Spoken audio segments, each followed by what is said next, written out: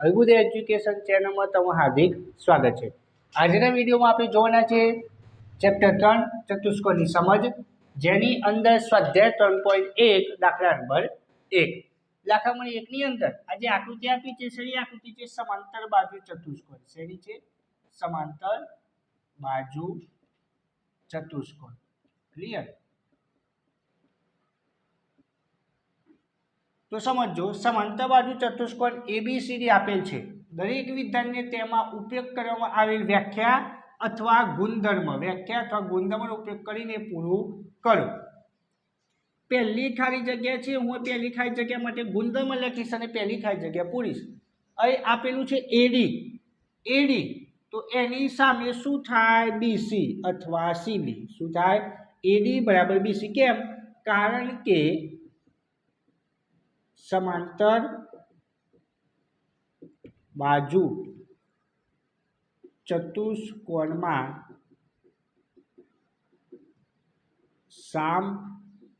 સામેની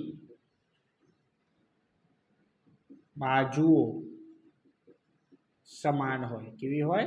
સમાન હોય। એટલે કે એડી બરાબર બીસી, એબી બરાબર સીડી। ક્લિયર? હવે જોશું બીજું જોઈએ, કયો ખૂણો ડીસીબી જે વચ્ચે આવતો હોય એ ખૂણો ગણાશે। કયો ખૂણો? ડીસીબી, એટલે કે આ ખૂણો। કયો ખૂણો? સી નામ વચ્ચે આવે છે। શું આવે છે? સી નામ વચ્ચે। તો કયો ખૂણો? આ ખૂણો। એની સામે બિલકુલ કયો ખૂણો છે? એ ખૂણો। કેવો ખૂણો છે? એ। તો સમાંતર બાજુ ચતુષ્કોણની અંદર સામસામેના ખૂણા કેવા હશે? સરખા હશે। કેવા હશે? સરખા। તો ખૂણો ડીસીબી, સી ની સામેનો ખૂણો કયો? એ। તો કયો ખૂણો થાય?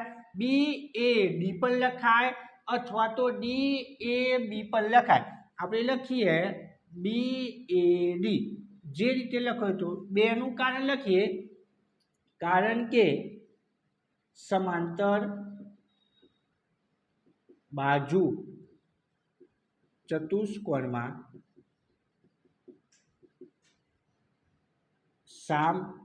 સામેના ખૂણા સમાન હોય। ક્લિયર? હવે લખશું ત્રીજું જો શું કીધું છે? ઓસી એટલે આટલો ભાગ। ઓસી, તો ઓસી એટલે આટલો ભાગ, એનો એ ભાગ કેવો હોય? સરખો હોય। કેવો હોય? સરખો। ઓસી બરાબર ઓએ। કેમ? કારણ કે સમાંતર બાજુ ચતુષ્કોણમાં વિકર્ણો પરસ્પર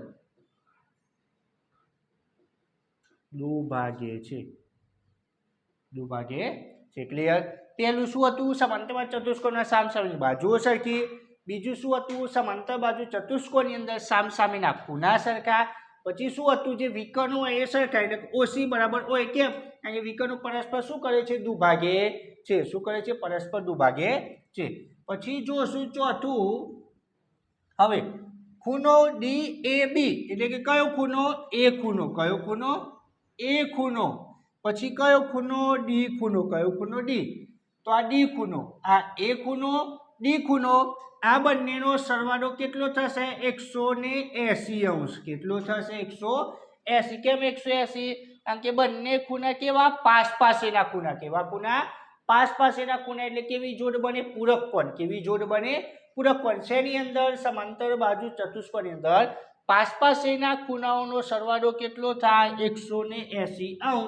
હું લખું, કારણ કે સમાંતર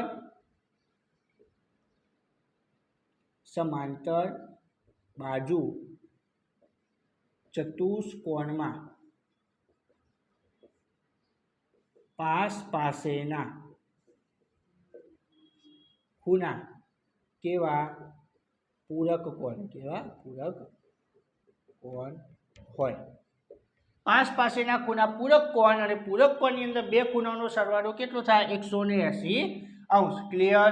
તો આ હતો દાખલા નંબર 1। જો વિદ્યાર્થી મિત્રો તમને વિડીયો પસંદ આવતો હોય તો ચેનલને લાઈક કરો, શેર કરો, સબસ્ક્રાઇબ કરો।